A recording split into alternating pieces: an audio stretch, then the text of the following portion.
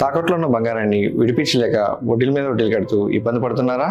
అయితే ఇప్పుడే సంప్రదించండి శివ గోల్డ్ కంపెనీ. మీ నమ్మకానికి మా హామీ శివ గోల్డ్ కంపెనీ.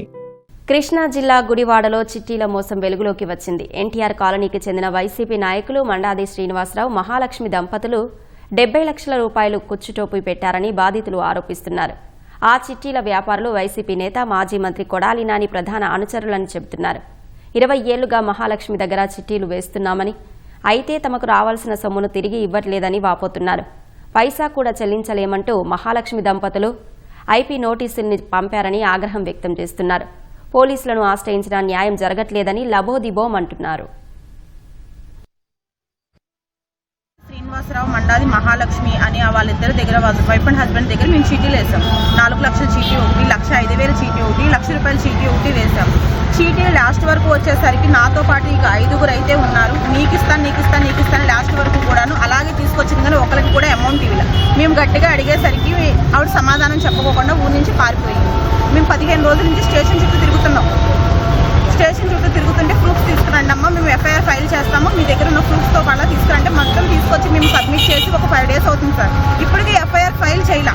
ఆ మండాది శ్రీనివాసరావు అనే వ్యక్తిని తీసుకొస్తున్నారు, ఒక గంట కూర్చోబెడుతున్నారు, పంపించేస్తున్నారు. ఐపీ నోటీస్ వచ్చింది. ఇప్పుడు ఆ అమ్మాయిని తీసుకొచ్చి ఇక్కడ కస్టడీలో కూర్చోబెట్టాలి కదా. ఇప్పుడు కూడా వచ్చి ఆ అమ్మాయిని తీసుకొచ్చి స్టేషన్లో మట్టి సబ్మిట్ చేయలేదు, తీసుకురాలేదు. ఎఫ్ఐఆర్ ఎందుకు ఫైల్ చేయలేదని మేము అడుగుతున్నాం సార్. నా పిల్లలకి నేనే ఆధారం.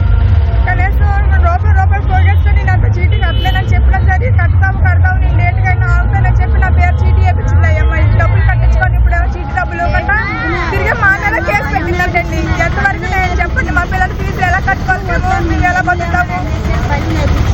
3 లక్షల రూపాయల చీటీ అంటే మా ఆయన గారి కిడ్నీలు ఫెయిల్ అయిపోతాయి. ఒత్తిడి చేసేసి డబ్బులు ఇస్తావా ఇవ్వనని నెలకు 10,000 రూపాయలు చెప్పిన. మా ఆయన చనిపోయినాక 6 నెలలకి 60,000 కట్టింది సార్. 60,000 అయ్యి 1 లక్ష రూపాయలు సార్. 1,60,000 రూపాయలు తినక మానకి అలా చేపలు చేసుకుంటా రూపాయి దాచుకొని అలా కడితే సార్ ఇవాళ మాకు ఐపీ నోటీసులు పంపించింది సార్. 20 రోజులు బట్టి మేము స్టేషన్ చూడు తిరుగుతున్నాం సార్. మాకు అనేది ఏమి న్యాయం చేయట్లేదు సార్. ఇవాళ నోటీస్ పంపించి మమ్మల్ని ఇలా మేమేమో స్టేషన్లో తిరుగుతుంటే వాళ్ళనేమో తీసుకురావట్లేదు, వాళ్ళ ఆవిడని తీసుకురావట్లేదు, వాళ్ళ ఆయన్ని తీసుకురావట్లేదు, ఇద్దరిని తీసుకురావట్లేదు. అలాగంటే వాళ్ళ ఇంటి మీదకి వెళ్తుంటే వాళ్ళ వాళ్ళు తిడుతున్నారు సార్. మాకు అనేది ఏదో ఒకటి పరిష్కారం చేస్తారని మేము వీడియో మీద మాట్లాడుతున్నాం సార్. ఓడనప్పుడు తిరిగి ఎండి చేపలు అమ్ముకొని నా బిడ్డలు పోషించడానికి నాకు ఆధారం ఉంటుందని నాకు ఎవరు చూసిన లేక నేను జాగ్రత్త పెట్టుకొని జాబులో కావాల్సినప్పుడల్లా కూరలకు తీసుకొని అత్తయ్య అని మోసం చేసి నన్ను నేను కోరిక తీసుకొచ్చి ఇదిగో ఇస్తానని 4 రోజులు, 10 రోజులు, 20 రోజులు గడువు పెట్టి చీటీలు వేసుకున్నాం. కష్టపడి నెత్తరిపోయి కాలేరిపోయి కష్టపడి తెచ్చుకుంటున్నానని నా రూపాయి ఇస్తుందని ఎక్కువ ఆశపడ్డాను.